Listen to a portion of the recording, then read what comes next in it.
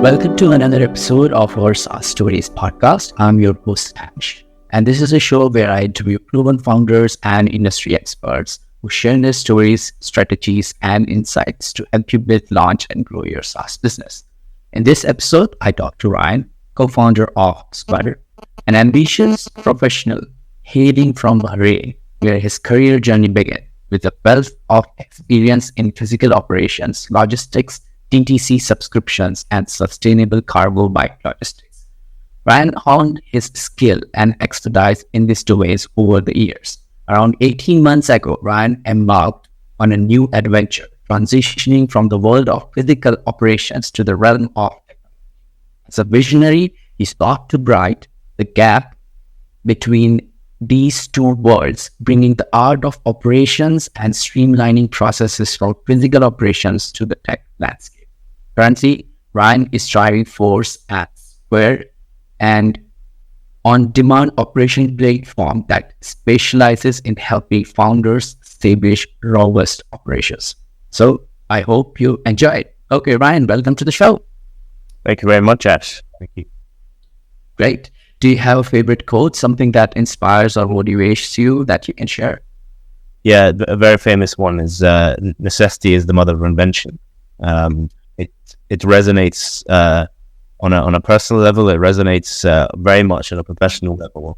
I think it really comes from the nature of operations, my career, and what we do, which is the fact that no matter what the challenge you have, when you're in a time of need or you have been put into a position where the impossible feels impossible, that you innovate and find ways to solve things. And I think that quote really sort of summarizes a lot of the challenges, but more so the approach towards challenges that I've come across both personally and professionally. Indeed. I can second to that. So I'm really impressed with the name of your startup, Square. How did you got this name? It's amazing. It's like one of the unicorns in US named something similar. Square, I think so. So yeah, it'll be quite difficult for you to get it, isn't it? Sure. Yeah. I mean, yes. Sometimes mistaken for the payments gateway Square. Well, obviously. Our market leaders in the sort of finance industry when it comes to payment gateways and card readers and so forth. So it's kind of there's two main reasons here. One is purely the kind of mathematical idea of being able to square something continuously, and being able to take a sort of an item and being able to as a sort of a process, for example, and being able to square its output. Typically in the kind of startup and in growth world, everybody talks about exponential, and we always want to go from, see that hockey stick growth and so forth. Whereas really the reality of growth in the startups is, yes, they could get to that stage, but in the beginning, it's about really trying to find certain processes, certain things that you might put in place, which get at minimum square your output and square the performance there. There's that, which is, I want to say, the kind of longer version of it. There's a second piece to this, which is purely the fact that actually a number of years ago, I had a second business, which was a subscriptions-based business. And it was also called The Box Squared.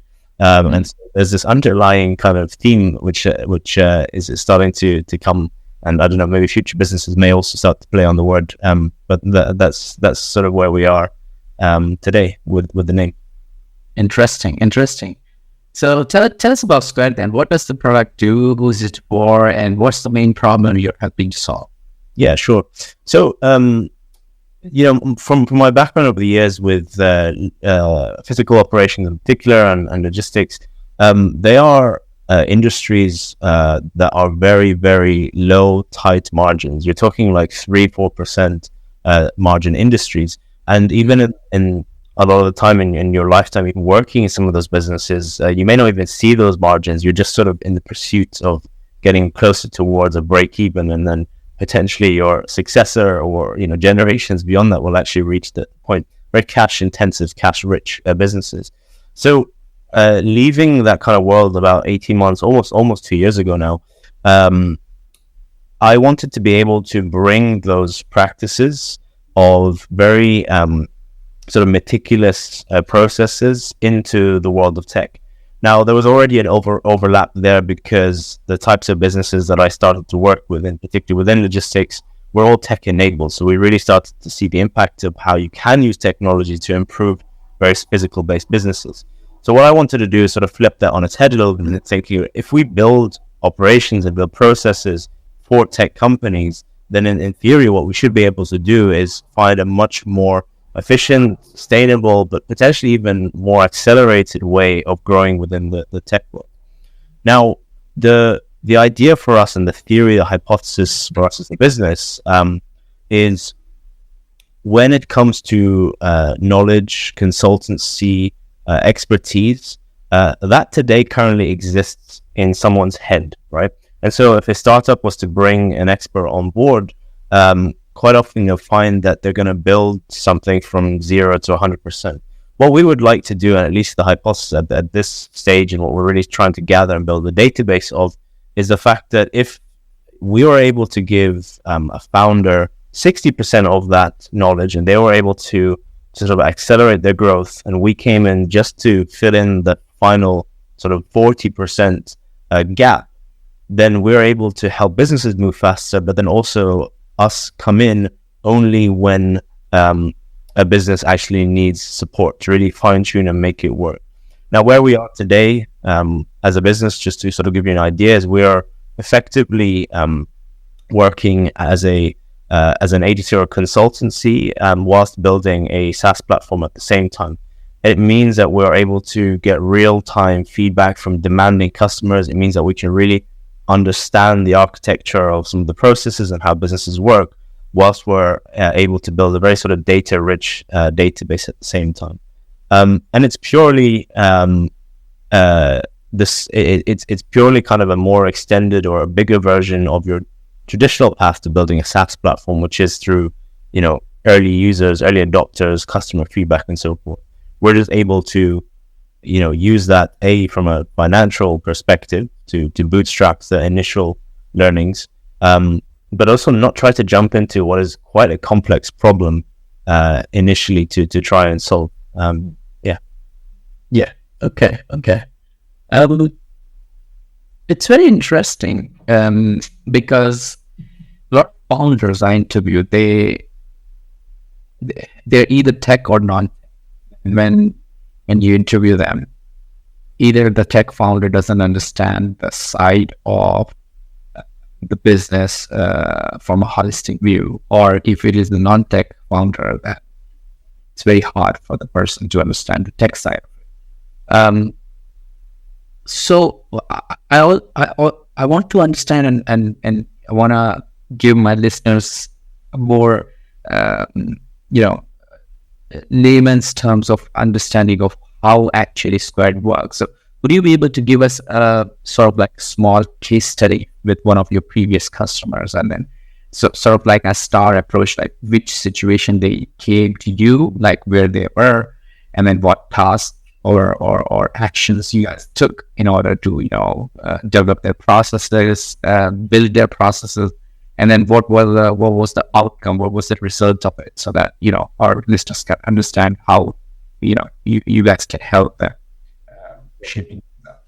Yeah, no, for sure, that makes sense. And it's quite simple in its approach. Is that our clients, once onboarded, they have access to our internal platform, and that platform is purely there to be able to draw information and data from them, and for us to be able to bring that back in the form of a process or a deliverable. They have access to that platform. They are able to go on there. They're able to put in a process request, which is then very quickly tasked up in terms of the amount of size, the amount of time that it would take to put this in.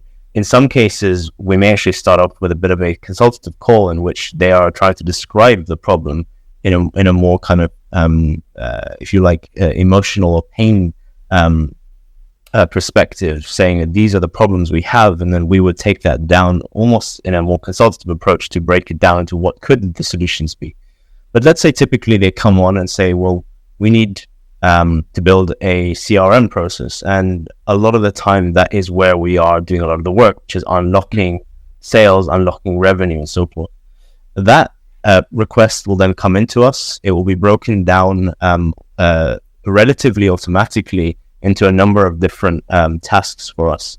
And what happens behind the scenes is that we're able to understand and take from our database of insights and learnings and understand from their request, their industry, their business, potentially some of the tools, the users that they currently have in place, and be able to marry the two together. And within about 24 hours, we are already starting to build out that process for them and looking to implement it. And within a number of days or potentially weeks, depending on the size and complexity of the business, their deliverable will be out or be implemented.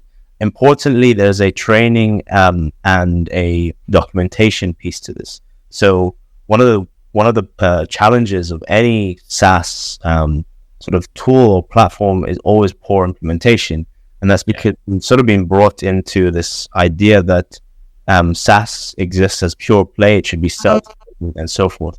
Which in some cases it can and is the case.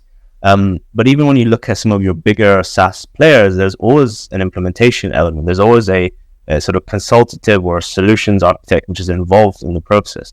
And so what we're effectively saying is, whilst we are building the process for you in a very kind of SaaS-like manner, a SaaS model, we very much believe that we then also need to help onboard that into your business so that it's very, very clear.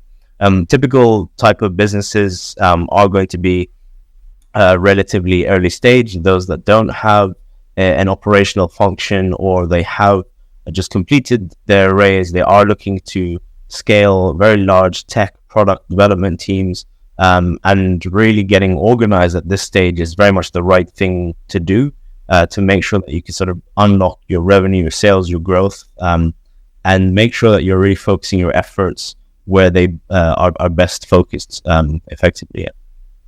Yeah.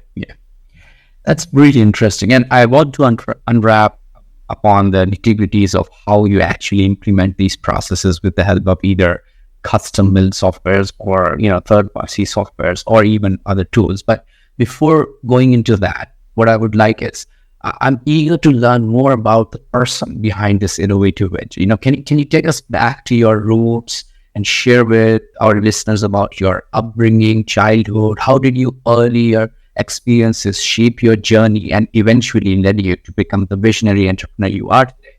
And were there any key influences from your family or surroundings that played a significant role in shaping your entrepreneur spirit?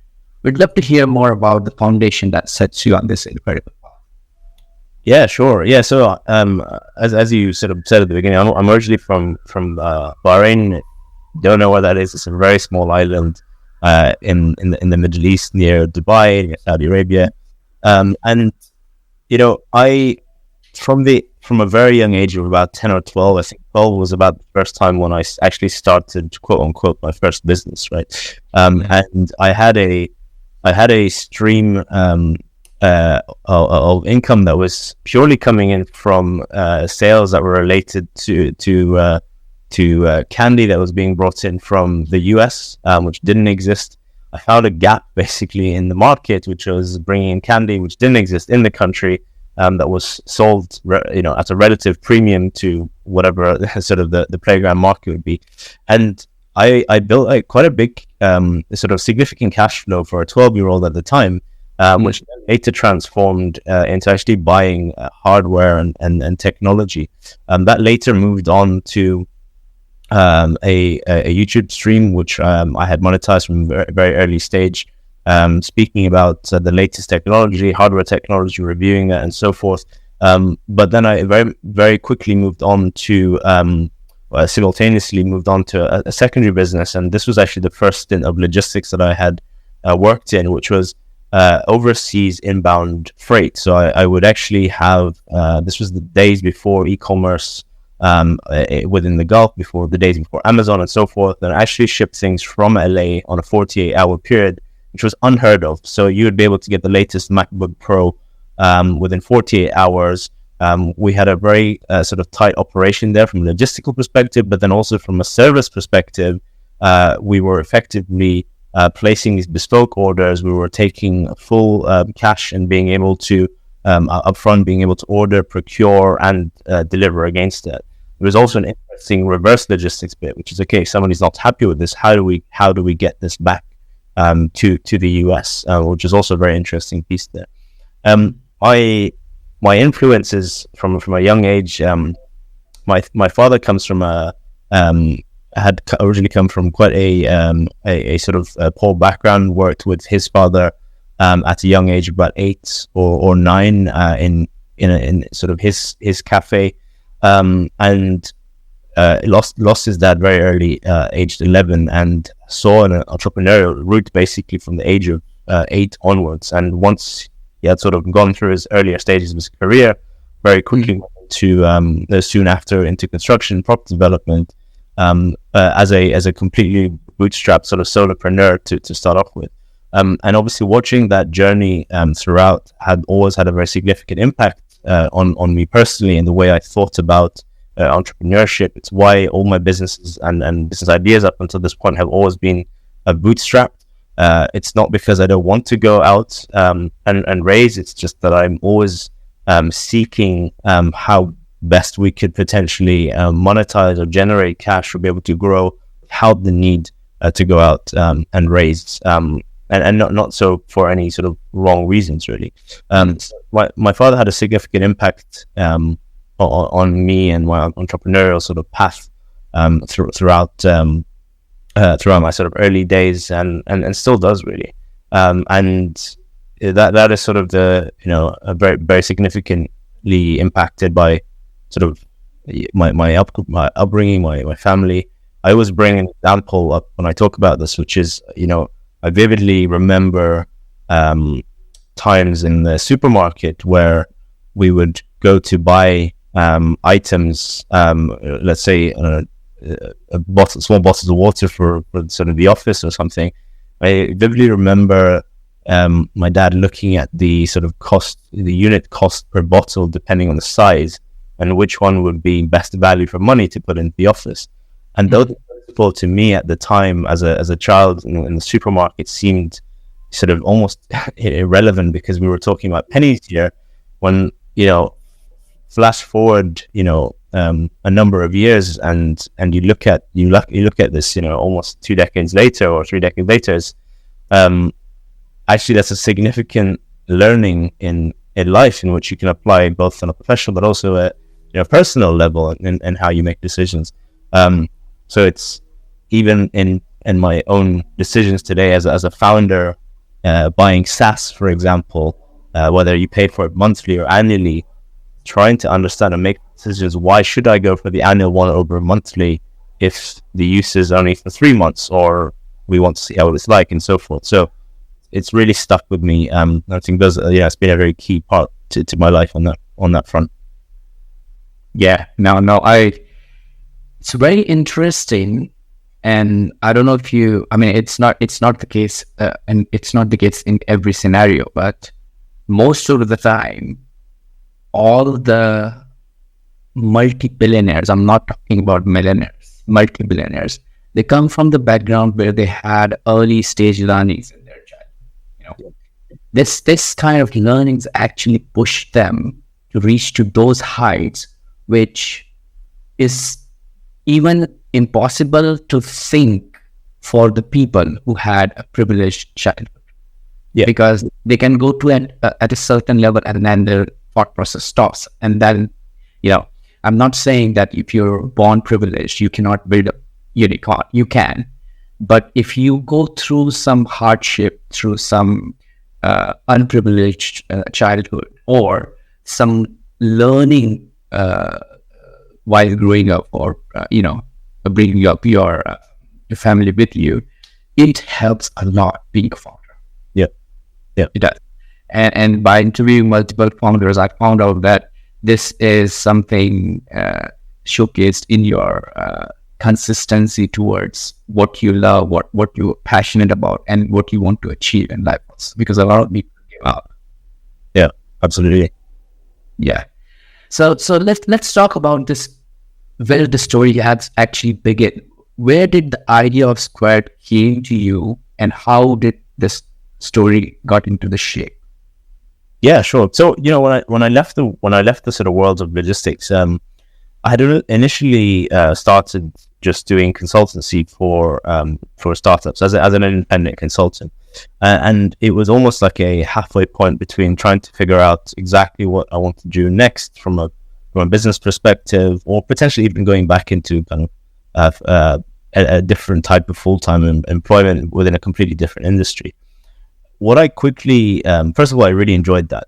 Like, I wanted to continue with that. What I really quickly started to realize in the sort of first couple of months was that we were trying to take a very kind of consultative, rigid model that you might find in your sort of big four consultancies and try and apply it to the startup world, which requires agility, versatility, a generalist approach to how you do things, and also speed, right? And so what I started to not really get behind and love too much was the fact that all founders are overwhelmed. They have challenges. They always want to do more of something, and if there's one thing which is missing, they always want to be able to do something else too.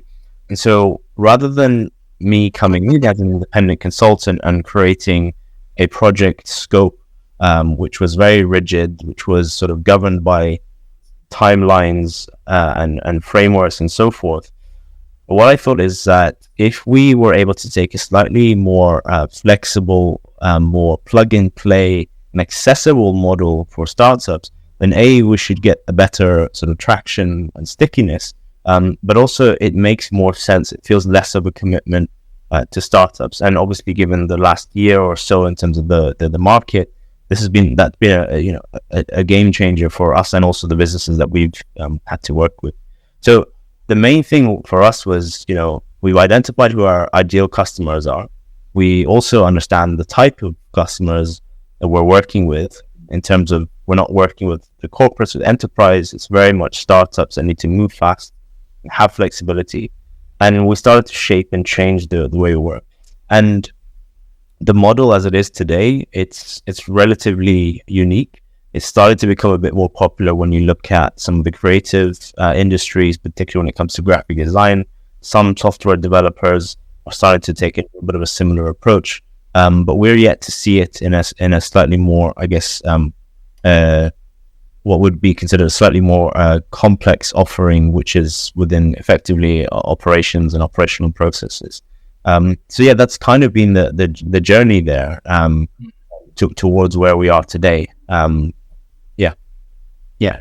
Okay, great stuff. And when you had the epiphany, did you look into the market? Were there other products? What was going on at the time? And what did you see from your research that encouraged you to move ahead with this idea?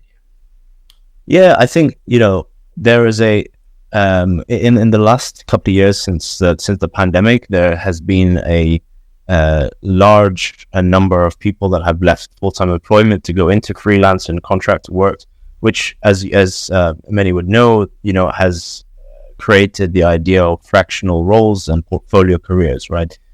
Which meant that end of the spectrum in terms of independence has significantly blown up, and it's grown, and it comes with its own challenges, particularly around biz dev.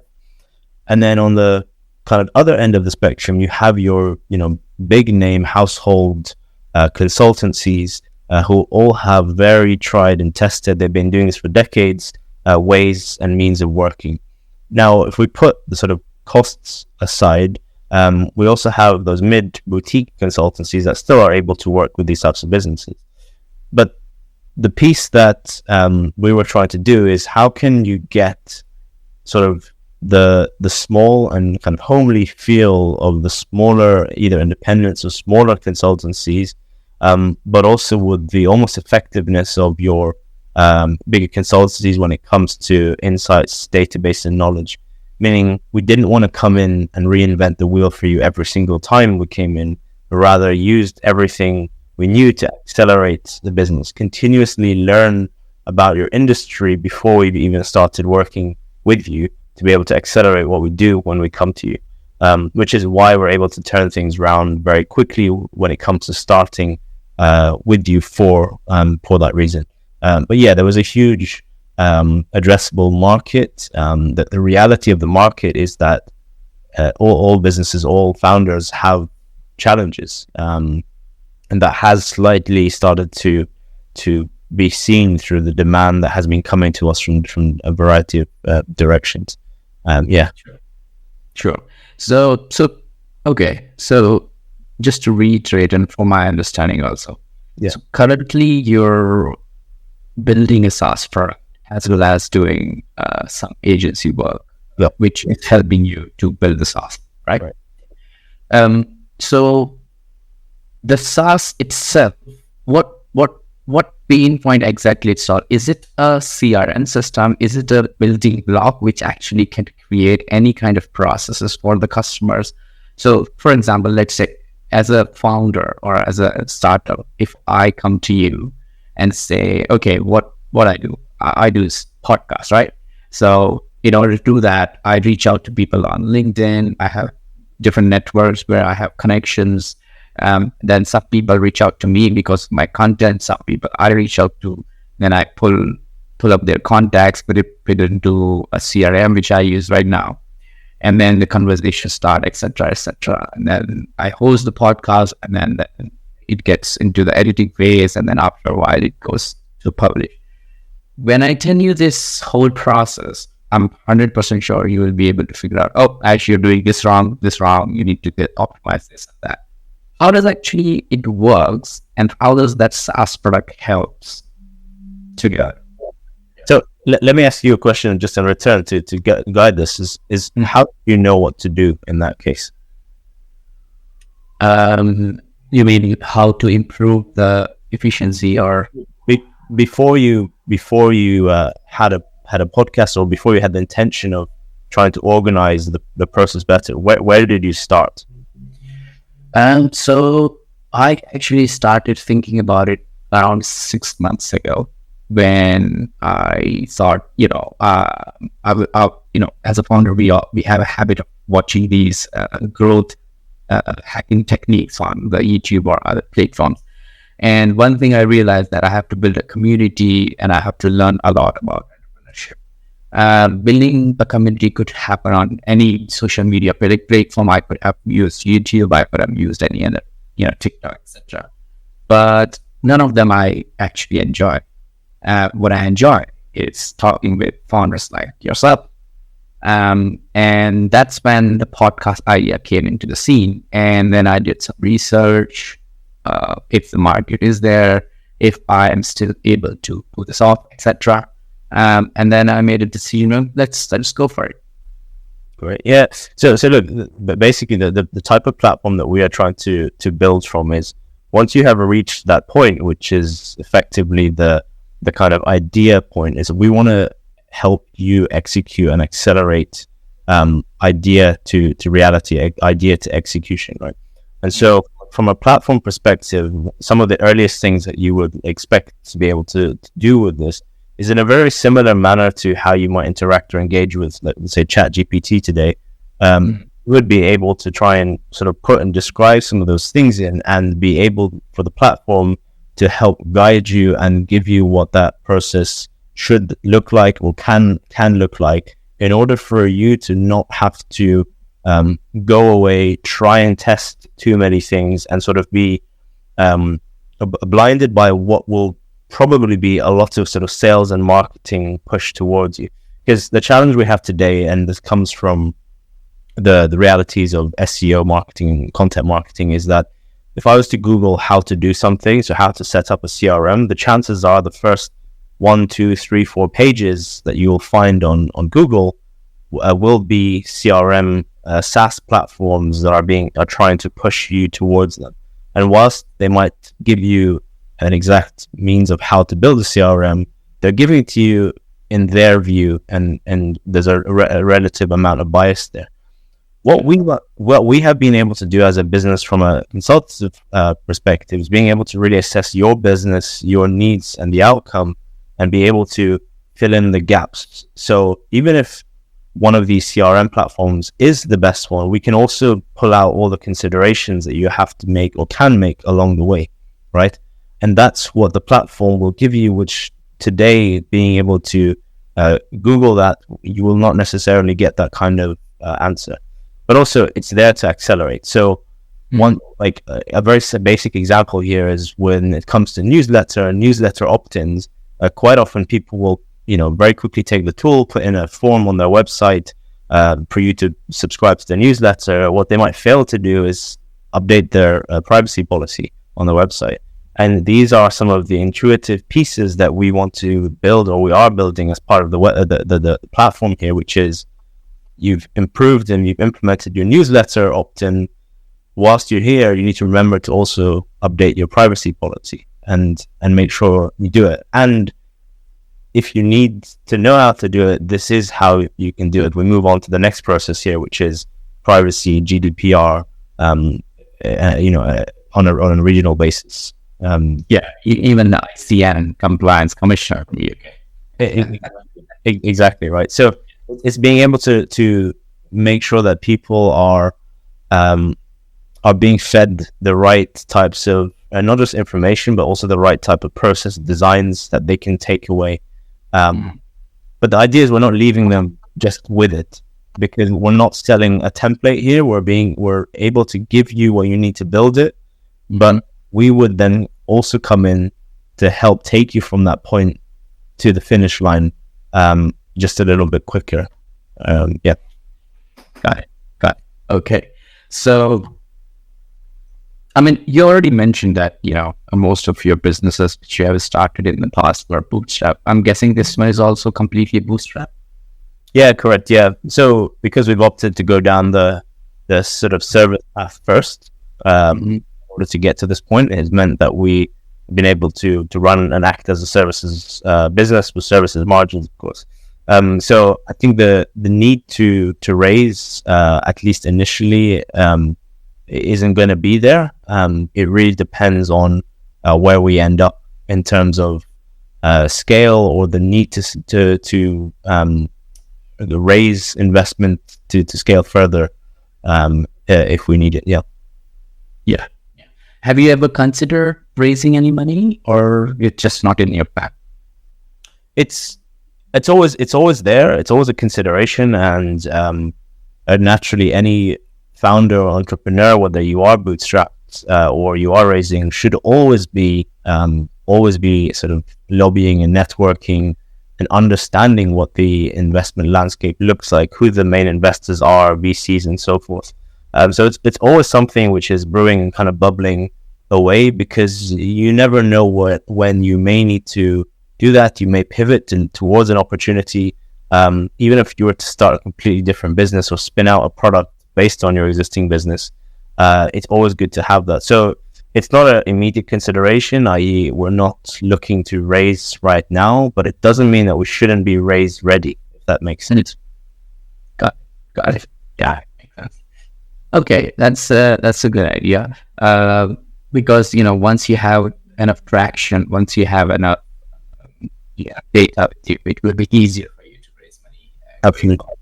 Yeah. Okay.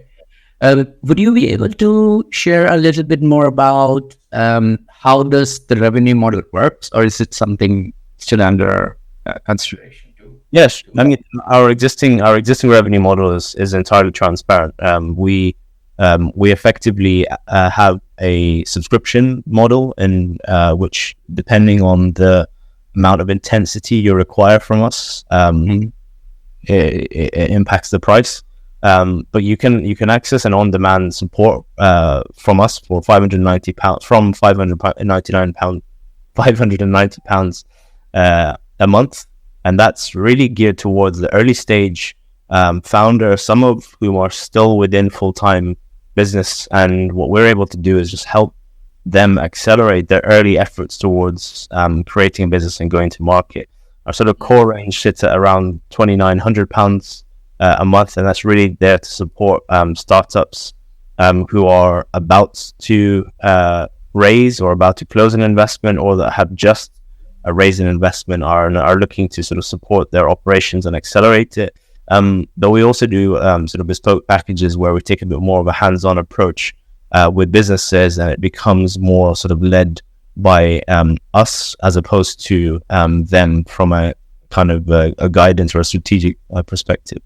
From a platform perspective, we probably expect to run a much reduced subscription model, but it may also come with the types of value or the number of requests that you put in each month, similar to what you might see with a lot of the OpenAI sort of source products that you see around nowadays. Mm-hmm. Got it. Okay. So considering considering that you have already served multiple businesses now, can you share a moment when you were faced with a tough decision while dealing with a customer, and you have learned something, you had an immense impact on their business trajectory, and how did you manage to navigate through that tough decision with your customer? Because why I'm asking this question is because most of the agencies who work with usually they start really, really fast, the pace is really good, and then at some point they get into a situation where it's very tough to even decide for themselves, should I actually go forward with this client? Is this client good for me? And how do you navigate through all this decision making? Yeah, it's a good question. I think client fit is a huge part, and is a very relevant, obviously, in kind of the agency consultancy model.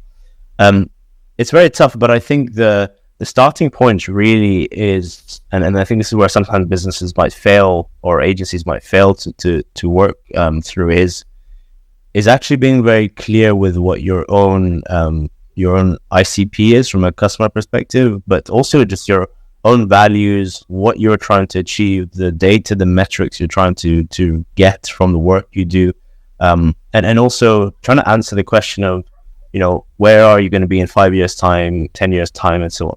Even if at this stage, because we don't even know what's going to happen next year or in 2 years time, even at this stage, if it's very visionary, is placing something there which you think is going to be your North Star.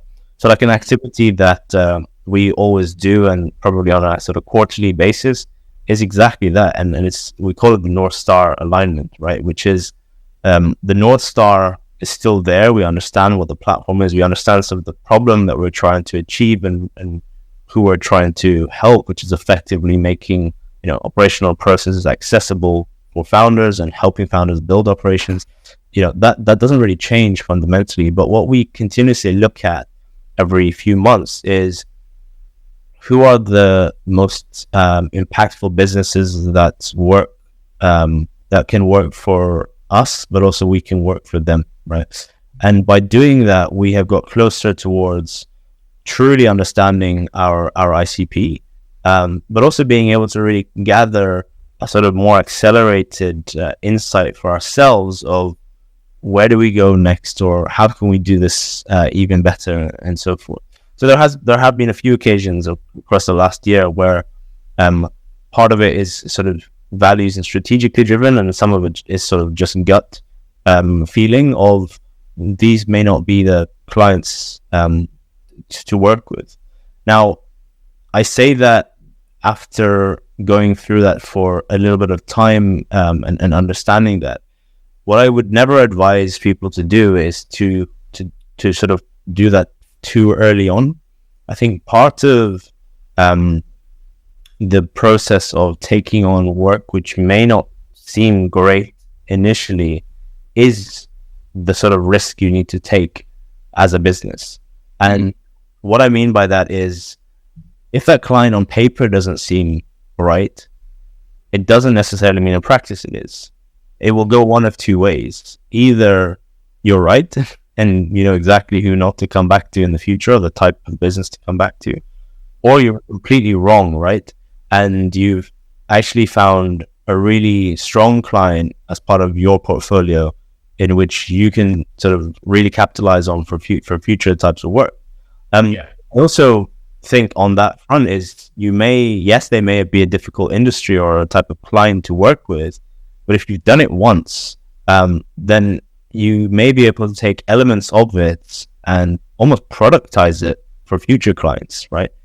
Let's say CRM for fintech businesses was what you found really difficult, but you've done it once and it's great. Can you productize an element of that and just sell it to the early stage fintech market? And you've removed yourself from the whole process, right? So I never want to jump into sort of closing off entire niches, markets, industries, verticals, whatever it is, very quickly. I think a try and tested model is really testament to the reason why you go into the startup world or start a business. But always then align your North Star eventually so that you can start to sort of hone in and understand, where do I focus my efforts in as a business? Sure. Great stuff. So as you know, we are heading towards the end. What I would like to know is, throughout your journey and experience, there must have been some valuable lessons learned. If you don't mind sharing, could you reflect on your experience that tell us about one mistake or a setback that you encountered along the way that you now consider, either a regret or a lesson learned? Additionally, and what advice would you give our listeners based on this experience? Yeah, I think the usual sort of kind of fail fast is a key piece. For me, I would consider myself a risk taker and willing to try and understand the depths of things, or how deep things can go before you sort of really call it a day, if that makes sense. But it's for sure something which I wish I had always done more of, even, and then that's despite the fact that that's who I think I am. It's because there are times throughout the journey, and I have it even today, kind of 18 months in, that we wonder why we didn't do something we did today 3 months ago, or 6 months ago, or 12 months ago, when they seem so obvious today, right? And sometimes it's just about iterating things a little bit quicker. I think one of the key things which is a very kind of obvious and big one to many businesses is just our initial landing page, right? It's something which I had shipped out very quickly in the beginning, but realized over almost 6 to 9 months that it provided zero to very little value even to any website visitor or user. And it's something which I think was actually hurting the business to a certain extent within the other efforts I was making. So, let me play this out to you. You may be doing a bit of reach on LinkedIn, speaking to people, being referred to people. Now, typically today, once people have made contact with you, they're either going to go to your LinkedIn and then following that end up on your website. And they both together act as a profile and first impression of what somebody thinks of you, right? And so for me, one of the key realizations, which came a little bit too late, was what LinkedIn was fine, and that was a good first impression, but the website wasn't serious enough, and it wasn't necessarily playing the part. And the reason I think that was because we hadn't done enough validation quick enough before we actually pushed something out. The problem wasn't clear enough. The ideal user wasn't clear enough. And that's still an iterative process till this day, right? So, to summarize really what I'm trying to say here, which is, failing fast is something I wish I did more of, and continuously wish I did more of. It's, if something slightly resonates, whether it's a company you've seen or an opportunity that's come up, I think you need to push yourself towards that a lot quicker, because it's not going to come to you. And there's some really key people that we've started to have in our network that have really started to push that type of agenda and that kind of mindset on me personally, and it's been really effectively sort of helping me in the last couple of months in particular. No, I couldn't agree more with you on this one. Failing fast is so important in current world that it tells you two things. A, it tells you that you're trying, or the person who's failing fast is trying, and B, tells you that if that person failed for 10 times, that person already know that it doesn't work at this 10 ways. Yeah, you know what I mean.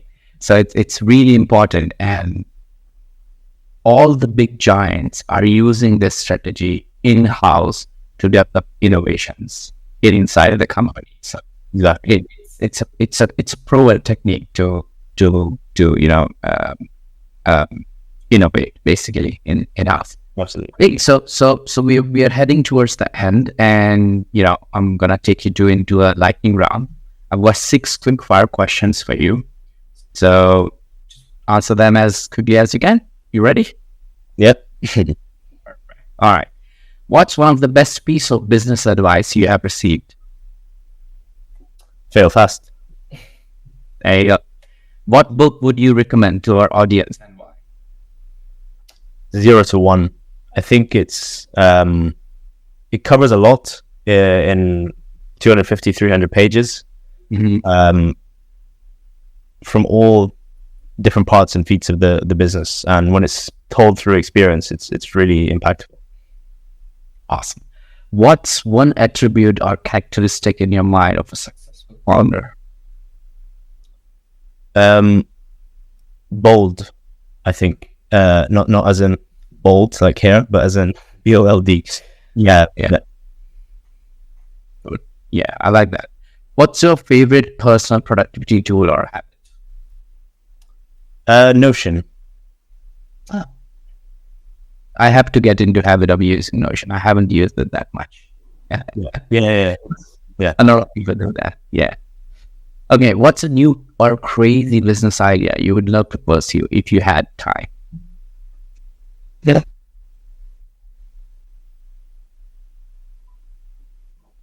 I have a huge passion for sort of health and well-being and sort of sports in general, and I think that there's a huge problem within sort of the entrepreneurial world, which is very like sort of hustle culture, and you have to sort of work till late and 24/7 and that kind of thing. I'm somebody that tries not to do that as much as possible, and I think I get more out of each day. I would love to be able to either develop something or a means or a way of teaching other people how best to make the most out of a day, without compromising your own health, your own mental health. Something related to productivity, but focusing on your health and mental. Exactly. Yeah. Good stuff. And last but not least, what's an interesting or fun fact about you that most people don't know? So I'm also a trained and sort of musician. So I was actually had studied to become a film composer, and write music for short film and advertising. So very different world to where I am today, but it's still a huge passion of mine. Oh, that's beautiful. That's interesting. It's amazing. You already have a creative side, and it really helps when you have a creative side in your day-to-day job. Great stuff.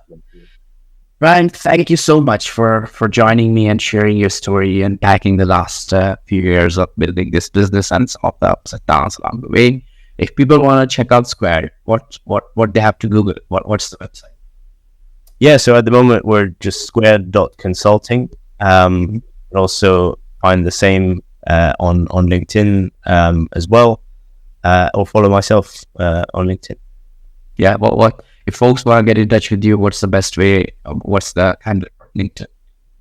Sure. Yeah, I always keep my email open as well to anyone. So it's just first name Rayan at square.consulting, and it's just my first and last name to search for on LinkedIn. I very much open all founders as well to chat, and my Calendly link is there.